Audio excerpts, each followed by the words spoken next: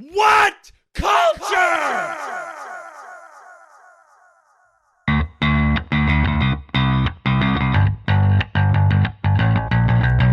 It's Cultured Hollywood for smart people for Tuesday, September 10th, 2019.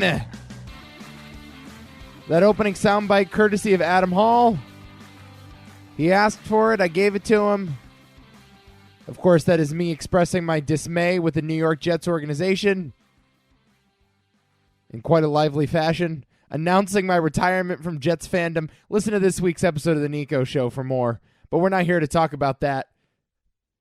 What culture, you ask? Pop culture. Movies, television, music, so much more. We're talking about them in a way that smart people can enjoy. That's what we do on this podcast. Welcome back. Let's get started with this Apple announcement. I was waiting a few hours because I knew the Apple Corporation had something up their sleeve. They had scheduled an announcement. And of course, we all know what that means. New iPhones coming out with 3 cameras in them. Yo, I want to know the asshole. That's like, this single camera iPhone just ain't doing it for me.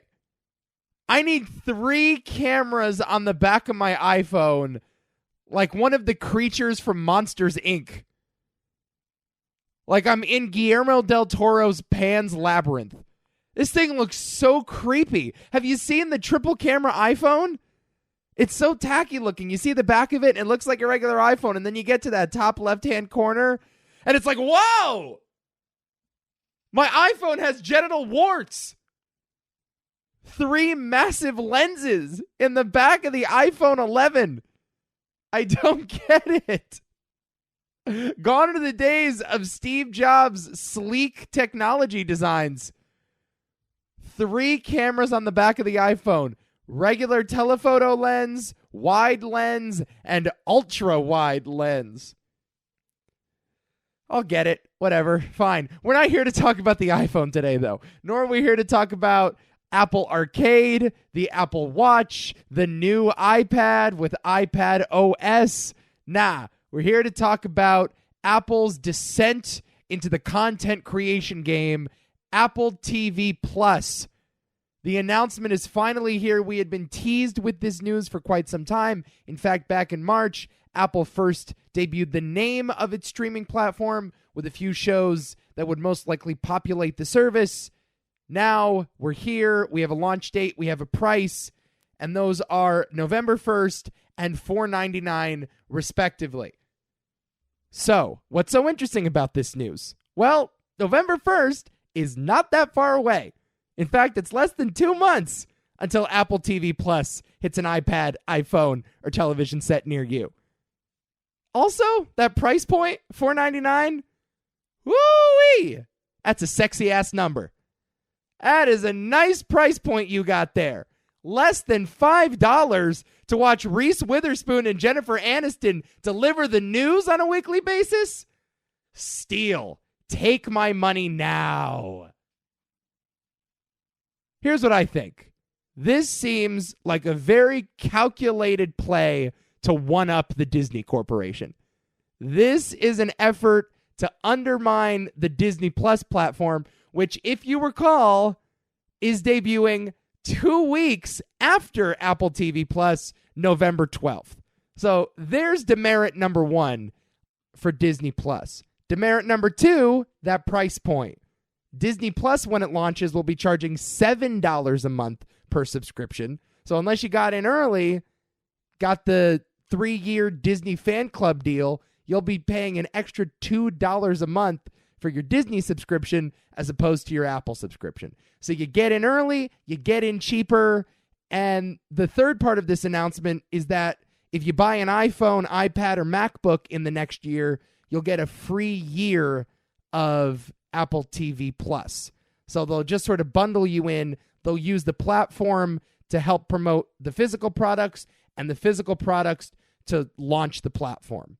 So, yeah, seems like a calculated play to steal Disney's thunder. Now, here's the weird thing about this upcoming battle. I guess the trades are calling it the streaming wars. So let's call it that. Here's the weird thing about this particular streaming war. These two corporations, Disney and Apple, have been pitted against one another for no good reason other than they have a lot of money and they're debuting streaming platforms around the same time. Other than that, it feels like they're aimed at different audiences, Disney Plus and Apple TV Plus. Like with the Reese Witherspoon, Jennifer Aniston, Steve Carell thing, it looks like they're going for a very specific adult audience that's interested in dramedies about workplace sexual harassment. And that feels starkly different than what Disney Plus is doing with The Mandalorian and WandaVision and the Hawkeye sequel. You know what I mean? Disney is very specifically aimed at the PG-13 audience. Older kids that really like superheroes and Star Wars, and young adults that are reliving their glory days. You know, it's mostly family-friendly entertainment. I don't think there's going to be any R-rated films on the Disney Plus platform, although there are a few in the Disney library. I'm also fairly certain none of these television shows will feature copious amounts of violence or swearing, or certainly nudity. Apple TV Plus seems like it's dancing around that edge. There will be some children's programming, and we'll talk about the upcoming slate in just a second, but feels kind of weird that they're eating into one another. Because if you're going to sign up for Apple TV Plus, that means you're interested in the programming. It's all about the talent associated with the programming. If you're interested in Disney Plus, it's most likely that you're a parent that wants to save money on their cable subscription. So let's buy the rights to stream Lady and the Tramp and The Jungle Book and The Lion King over and over again. You know what I mean?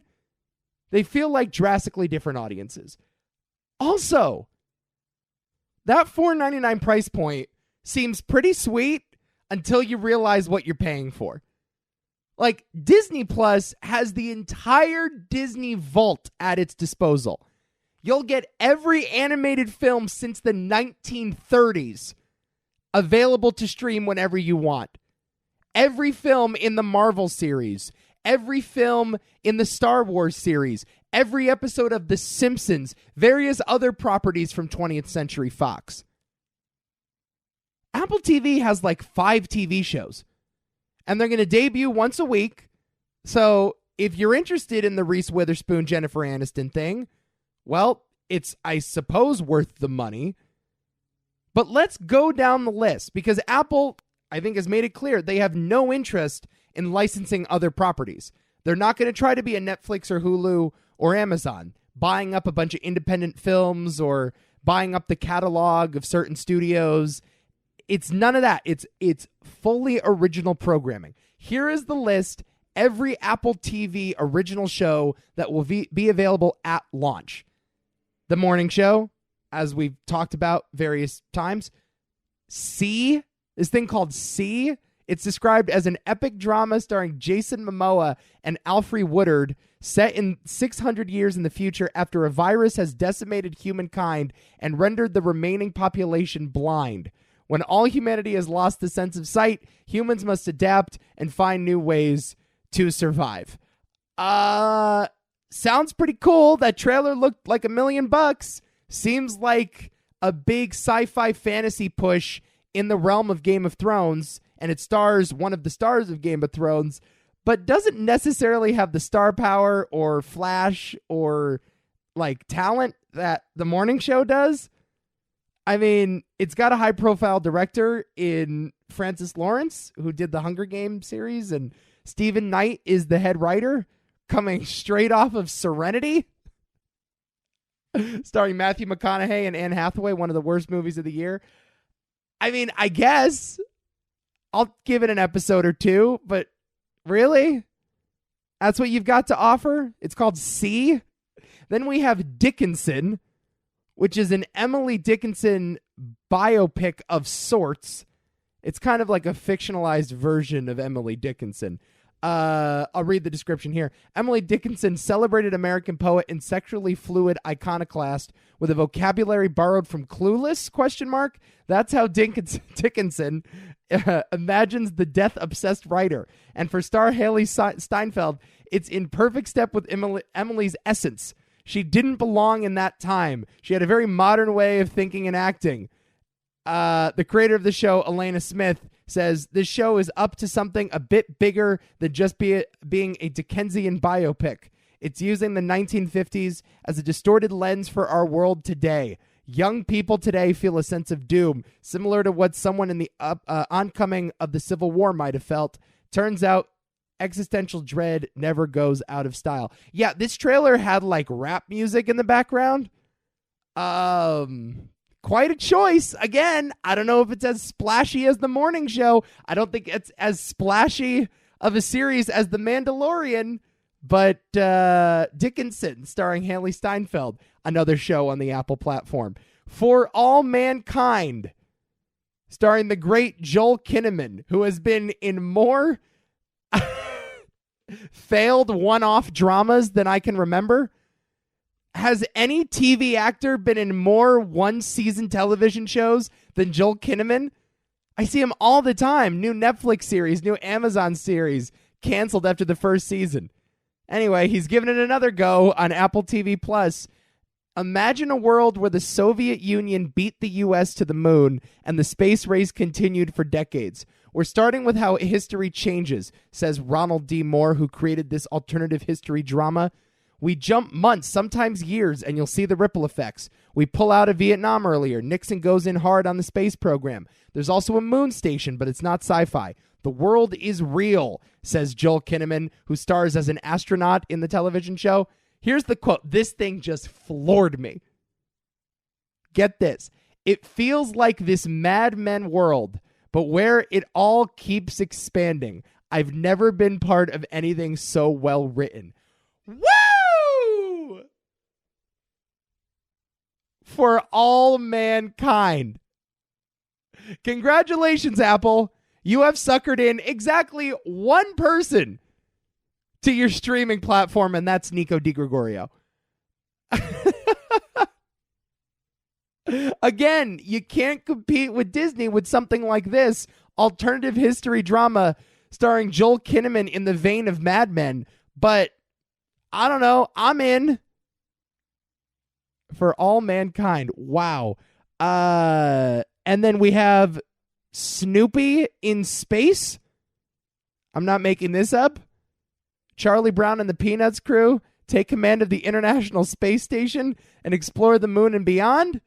Helpsters, that's another show. A new children's series from the makers of Sesame Street stars Cody and a team of vibrant monsters who love to help solve problems.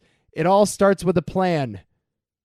Ghost Rider, a reinvention of the beloved original series, follows 4 kids who are brought together by a mysterious ghost in a neighborhood bookstore and must team up to release fictional characters from works of literature. The Elephant Queen, an acclaimed documentary film and cinematic love letter to a species on the verge of extinction, follows a majestic matriarchal elephant and her herd on an epic journey of life, loss, and homecoming. And then, I guess, some shit from Oprah. So that's what's available November 1st. You're paying $5 a month for maybe 3 shows you're interested in. At most. There's no way. The Venn diagram does not overlap for anyone. There's no way anyone is interested in 5 or more television shows from Apple TV Plus. I wouldn't have done this. I wouldn't have gone that way. If I'm Apple, I mean, obviously the idea is to integrate the software with the hardware. So this is more about producing content to be played on iPhones. That's where Apple makes its money. That's the bread and butter. So if this is a way to sell new iPhones, it's a success. I'm not sure how many subscribers they plan to get right off the gate at the $4.99 price point. Maybe they're 5 steps ahead of me in that department. I just think as a competitor to Netflix, as a competitor to Amazon, as a competitor to Disney Plus, this feels underwhelming. Feels underwhelming. On the surface, wow, look at all this money. Look at all the star power Apple has in its corner. Steven Spielberg is working on a TV show. Steve Carell is going to be on a TV show. Oprah Winfrey is working on several documentary films. On the surface, seems like a good play. Good price point, good launch date. I just don't know if this is going to be one of the tentpole streaming platforms, if this is going to be one of the big five, one of the Mount Rushmore companies. I think Disney is well on its way to achieving that goal. I think Disney tomorrow could pose a serious threat to Netflix, Amazon, and whatever else. I mean, Hulu, I guess, is now owned by Disney. But it feels like Disney Plus comes out tomorrow, it instantly becomes part of your cable bill, instantly becomes part of your media consumption. Apple TV feels like a supplementary product.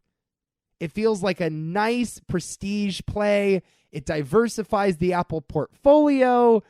It gets into the content creation game, even though they're not a content company. I could see myself canceling.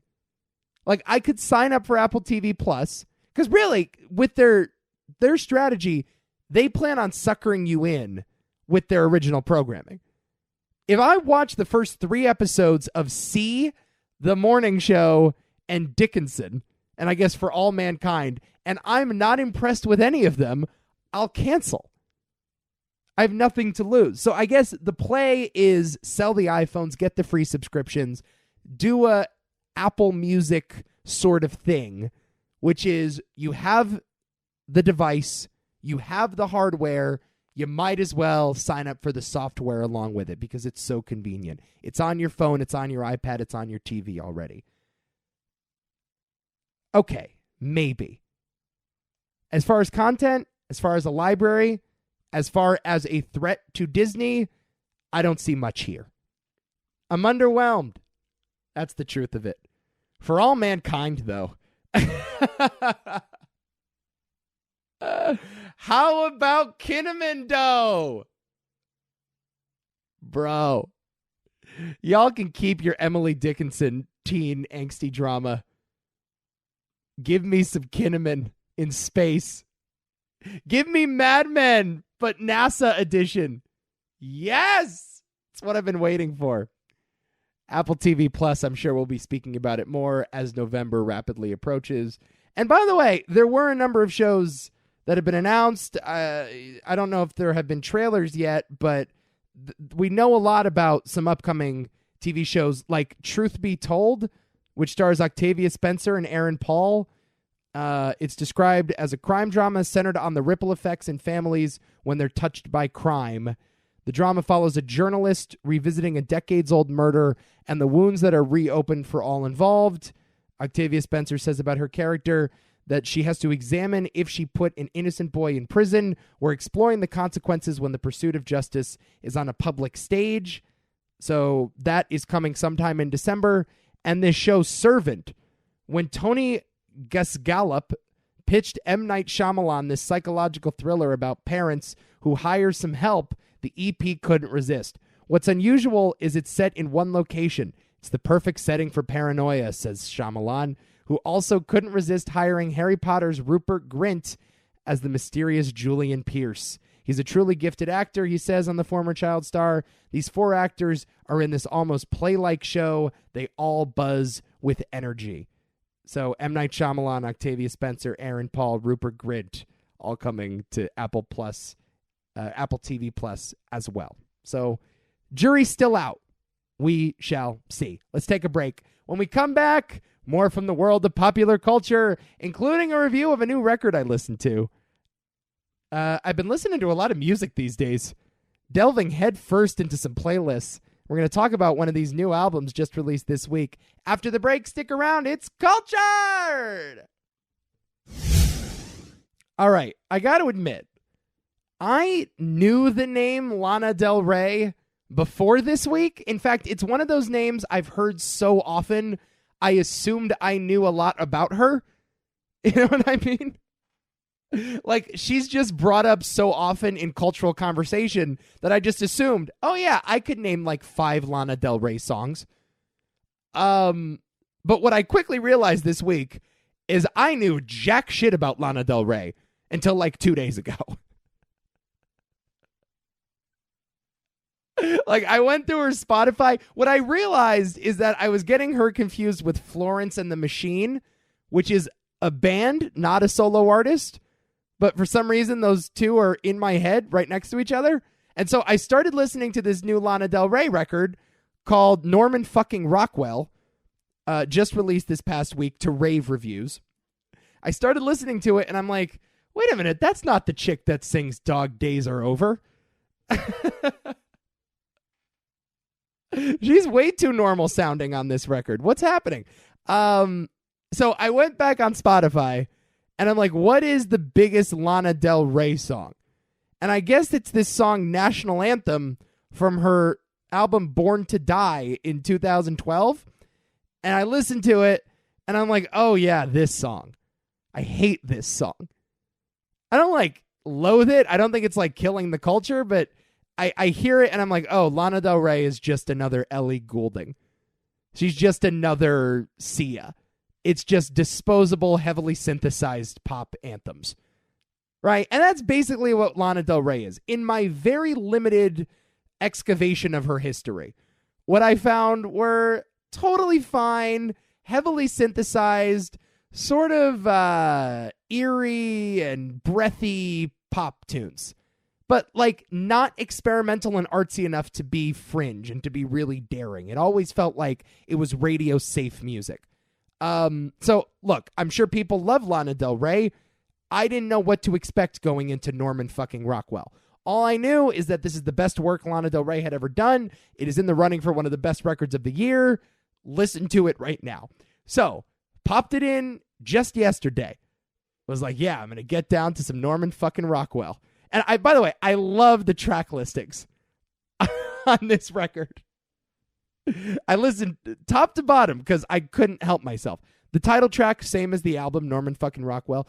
Mariners Apartment Complex. Venice Bitch. These are real songs. Fuck It, I Love You. Doin' Time. Love Song. Cinnamon Girl, not the Prince song. How to Disappear. California, The Next Best American Record, The Greatest, Bartender, Happiness is a Butterfly, and the final track, Hope is a Dangerous Thing for a Woman Like Me to Have, dash, but I have it.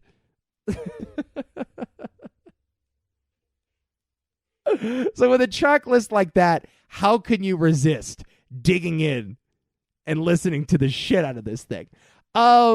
Here's what I did not expect going into Norman Fucking Rockwell. I did not expect to be an emotional wreck.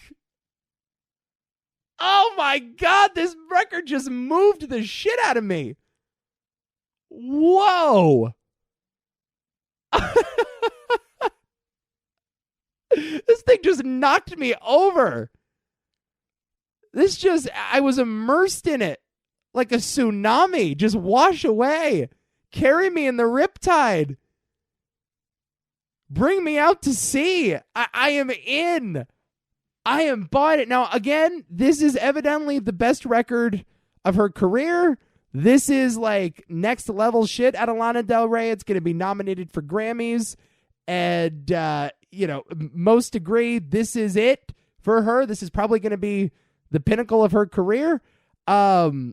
So I don't know if this is necessarily an indication of the rest of her work, or if I like this, I'll like her previous records. But my God, this album spoke to me. These themes of neuroses and melancholy and just sorrow and despair. It's such a truthful album, but it's not all breakup music, It's not like Lord's last album, and I really like Lord's last album. By the way, I think I've said this on the podcast before. A little unknown fun fact about me. Melancholy, angsty Starbucks music is kind of my jam. Yeah, it's just a dirty little secret. Shit like this, it tugs at the heartstrings. If it's available at Starbucks, and by the way, you gotta soak this thing in dread. You have to bury me in dread. There cannot be a hint of optimism in these albums. But if you give me a breathy, atmospheric, just slog of a record, but it's sung by a young woman and it's available at Starbucks, I'll give you a peek. I'll give you a sample. You have 3 tracks to impress me. So, this is the only reason why I listen to this album. Normally, I would just be like, oh, you friggin' 19-year-old girls, get over your high school boyfriend. You're in college now. You're an adult. It was never going to work long distance. Now I'm like, Lana, it really is tough out there for a woman. Douchebags, am I right? Oh, guys can be so cruel. It works. Occasionally on me it'll work. In this case, it worked. This thing, at first, you listen to like the first 3 tracks, and you're like, it's really good. Like the lyrics here are quite moving and quite beautiful, and she definitely has a clear voice and a clear point of view. Evidently, Lana Del Ray is a big poet on the side. So, it cuts to the core. This is not generic pop music. You can tell something different is happening lyrically. And then you start to dig in, and it's like, oh, all piano ballads?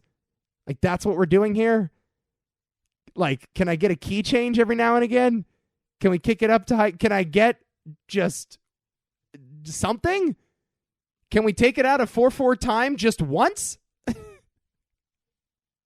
So at first you're like, oh, this album might be a bit of an emotional slog. I don't think I have an hour of this in me. It's very dour. It's very slow. It's very minimalist. But as you let the record work on you, as you let it do its thing, and you let it take you over, immerse you like a disease, you start to fall into its rhythm. It really does have this hypnotic effect on you. I couldn't stop listening. I couldn't get out. And some of these songs are very long, by the way. This song Venice Bitch is like 8 minutes. It's not like Stairway to Heaven, It doesn't have a lot of highs and lows. It's very plateau. It's very just in the pocket all the time. And it doesn't leave that pocket all too much. It doesn't really get outside the box or refrain from the mean. But it works. It works because it's so authentic. It really is an emotionally stirring record. I was blown away. I was absolutely blown away by how moving it was and what an intimate portrait of a young woman it was. That title track, Norman Fucking Rockwell, is, I just think, one of my favorite ballads of the last 10 years. And we don't have many of those. We just don't. We don't have many girl at a piano ballads anymore. It doesn't happen. Certainly not in mainstream popular music. Certainly not getting a lot of radio play.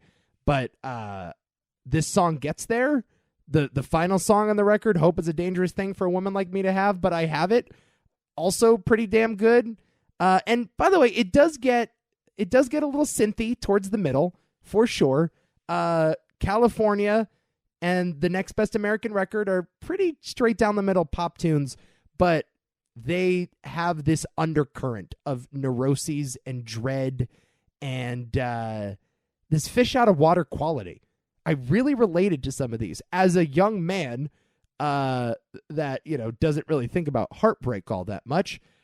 This, and I wouldn't consider myself particularly neurotic. This spoke to me in such a surprising way. Lana Del Ray. Again, I have no idea if I should dig back into her discography. I don't know. I imagine there's not much for me there. And on the surface, there wouldn't be much for me here. But there was. I think this is my album of the year. It's either this or Billie Eilish, I think. Yeah, I think that's it. There's nothing else, because there have been no good rap records, really. Kendrick didn't put anything out, and I guess Drake put something out recently, but that was just like a bunch of B-sides, essentially.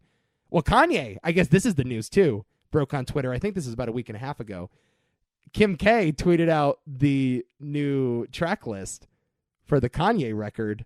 I guess Kanye's doing all gospel now. Is that right? So Yandhi is now dead. And let me see. What is this new record called?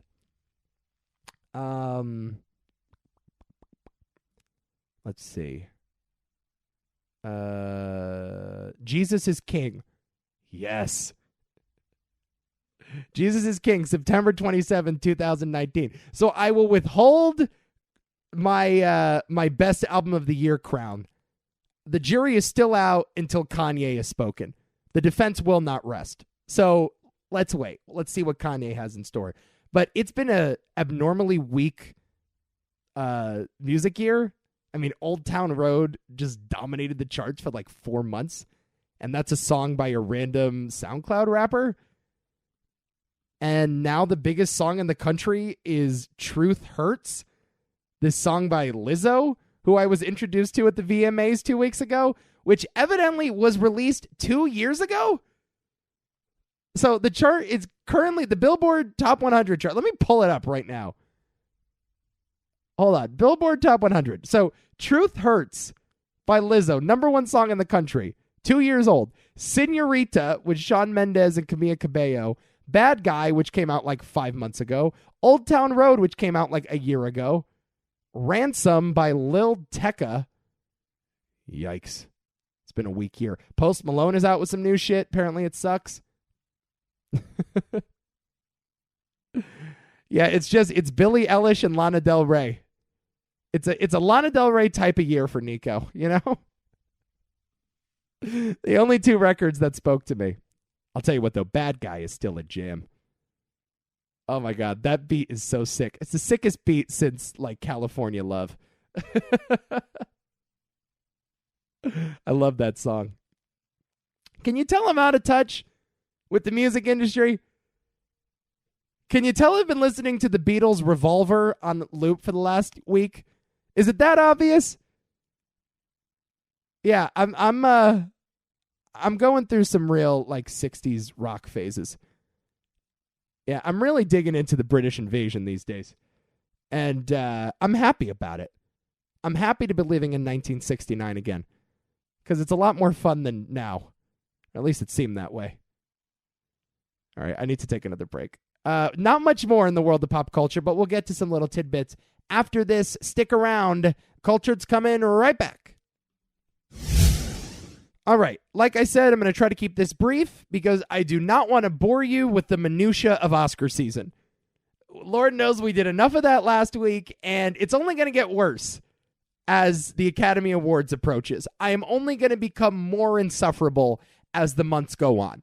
So for now, I'm just going to mention as briefly as I can that Joker is going to break the Oscars. And I just think that's worth noting. Joker is going to break the Oscars. In fact, it may just break Hollywood. Nay, it may break the internet at large. This film is coming, and it is not going to make its arrival quietly. Oh boy, buckle in for the fireworks. So here's what happened, right? We are in the midst of festival season. This is about the time, the beginning of September, where the studios bring their Oscar hopefuls to various film festivals around the world. We talked about this last week. Telluride took place a week ago. The Venice Film Festival just wrapped up overseas. And as we speak, the Toronto International Film Festival, the biggest film festival in North America, is in full swing. So this is the beginning of the race. We're here. These festivals have a way of separating the contenders from the pretenders. Of course, a lot can change between now and February, but whatever happens in the next few weeks, based on the response you see out of Venice, out of Toronto, we're going to have a good idea who these Best Picture nominees are going to be. And so the big headline coming out of Venice this weekend is that Joker is poised for a hell of an Oscar campaign. The big award presented at the end of the Venice Film Festival is called the Golden Lion. Now, if you look at the last 20 years of Golden Lion winners, you don't see many recognizable films. In many cases, they're foreign films. For example, in 2016, the Golden Lion was awarded to The Woman Who Left out of the Philippines. The year before that was From Afar, a movie out of Venezuela. So it's an international film festival. You see a lot of diversity in the Golden Lion winners. But over the past 2 years, it's been interesting. I wouldn't necessarily call it a pattern, but it's a pretty good indicator. You had some serious Oscar contenders taking home the Golden Lion. In 2017, it was The Shape of Water, the Guillermo del Toro movie that ultimately won Best Picture. And last year, it was Roma, Alfonso Cuarón's movie, which did very well at the Oscars, was the favorite for Best Picture, ultimately lost to Green Book. Joker won that award. It took home the Golden Lion this year in Venice. Doesn't seem like a movie that screams Venice International Film Festival. Doesn't seem like the type of film that would fare well for an award like this, but it won. Critics, foreign critics, responded very well to Todd Phillips' Joker, a DC comic book movie about a Batman villain. Wow. This almost certainly assures that Joker is going to get nominated for Best Picture. Not only that, we have coming up this week, out of the Toronto International Film Festival, this thing called the Audience Prize, the People's Choice Award. Toronto International Film Festival's People's Choice Award is a big indicator of the Oscar race. Let's look at the last 10 years of winners. 2018, Green Book won Best Picture. 2017, Three Billboards Outside Ebbing, Missouri. Nominated for Best Picture, considered a Best Picture favorite at the time. Same for La La Land, which won in 2016. Room in 2015. The Imitation Game in 2014. 12 Years a Slave in 2013 won Best Picture. Silver Linings Playbook in 2012. Where Do We Go Now in 2011 didn't really do anything. And The King's Speech in 2010 won Best Picture. So 9 out of 10 of these films, do we have 10? Or at least 8 out of 9 of these films were nominated for Best Picture. Several of them won the award. Joker is poised to be the favorite here. I would be very surprised if Joker did not take home the People's Choice Award in Toronto this week. It's a crowd-pleasing movie. It's a mainstream movie, very much like Green Book. It's down the middle of the road. It's going to make a lot of money at the box office. It's accessible. And the reviews have been nothing but positive. Rave reviews for Joker out of Toronto, similar to Venice. This is it, man. This feels like the movie that elevates the superhero genre to the next level. Now, I know what you're thinking. Black Panther was just nominated for Best Picture last year. That, to me, although significant, didn't feel as significant as this. Like, obviously, Black Panther, a very popular movie, did well at the box office, did well with critics, respected by industry people. Won a lot of technical awards, was never a serious contender for Best Picture. It felt like that nomination was a tip of the cap to something socially progressive of the time. Sort of felt like the Academy was putting on the backwards hat, trying to hang out with his fellow kids. You know what I mean? Felt like a last gasp at relevancy for the Academy Awards.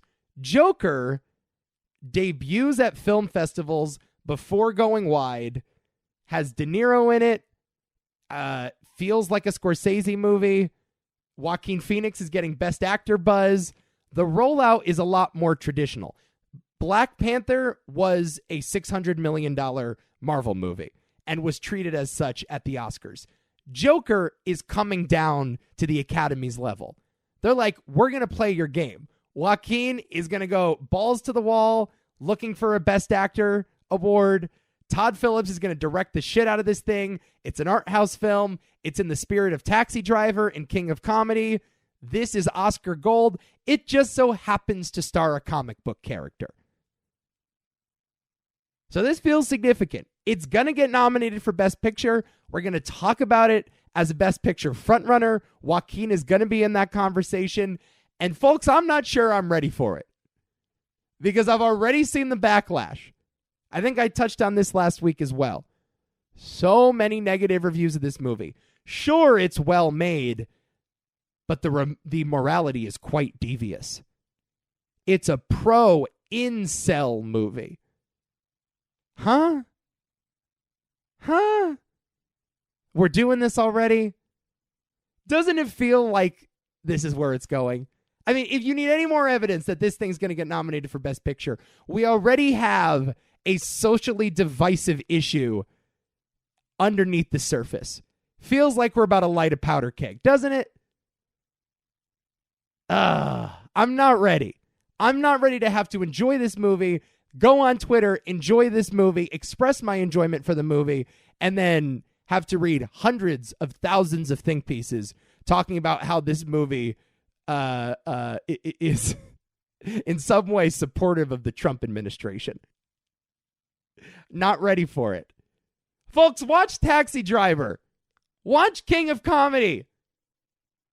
Those movies are about incels. They weren't called incels at the time, but Travis Bickle wasn't getting a lot of sex back in the day. By no means is Taxi Driver pro-incel. In no way is Taxi Driver pro-misogyny, pro-violence against women, pro-sexual deviance. Come on, y'all. Come on. You can make a movie without a bad guy without endorsing his ideology. Stop it. It's a pro-incel movie. Of course, I haven't seen the movie yet. Probably should see it before I comment on the thematic implications of Joker. But I just want to let you know, that's where we're going. Buckle in. Get ready. If you don't have the heart, if you're not ready to fight this culture war with me, get out now. This is your final chance to get off the ride. The only other thing I wanted to touch on this week is that It Chapter 2 did remarkably well at the box office. And I guess this shouldn't be a surprise because It Chapter 1 was the highest grossing horror movie of all time. It Chapter 2, $91 million at the domestic box office, $185 worldwide. It trailed the original It movie, which grossed $123 million in its opening, $189 worldwide, and did not do as well critically. Many are blaming the very long runtime for the diminished returns. Still did very well, though. This franchise has legs. I would not be shocked if It Chapter 3 came to a theater near you. They're already talking about it. Wouldn't shock me, although they've now surpassed the timeline of Stephen King's novels. Also, I haven't seen It Chapter 2 yet. Let me get that out on Front Street. That runtime was just not appealing to me. I was actually interested in an It sequel with Bill Hader and Jessica Chastain, but 2 hours, 49 minutes? Yikes. Yeah, I'll catch it on demand, and I'll watch it in 2 sittings. I think that's what I'm going with there. I think what's more likely, though, than an It Chapter 2 is a shit ton of Stephen King adaptations. I think ultimately that's where we're going. We're doing The Shining sequel, Dr. Sleep in a few months. Netflix has already done a number of Stephen King adaptations. I think just today a new Stephen King adaptation was announced. The Institute, which is the new novel from Stephen King, just released not too long ago. Or actually, no, has not been released yet. Will be coming to TV from David E. Kelly and Jack Bender, just announced today. So it's about to be Stephen King season again. In case you want more. In case you want more creepy clowns and prison breaks, I have a feeling a number of Stephen King novels you never even heard of will be coming to a television set or a big screen near you. It Chapter 2. Unbelievable. That franchise doing gangbusters. Doing business at the box office. Good for Bill Hader and Chastain. That's it. I love you. Come back next week. You know you always do. Check out the website, toomanythoughtsmedia.com or tmt.media for more. Listen to Why Is This a Thing with Rob from 2 Cents Radio. Talking Twister. That's available tomorrow on your podcast feeds. Movie Hall of Fame forthcoming. Listen to me yell about the Jets on the Nico show this week, just released yesterday. And just follow us on social media at TMT_media on Twitter or toomanythoughtsmedia.com on Instagram. A Facebook like would go a long way, too. You can find all the links on the website, tmt.media. Y'all the best. I hope you come back because you know what happens then. Next week on this program, it's your only chance. You and I, we're going to get culture!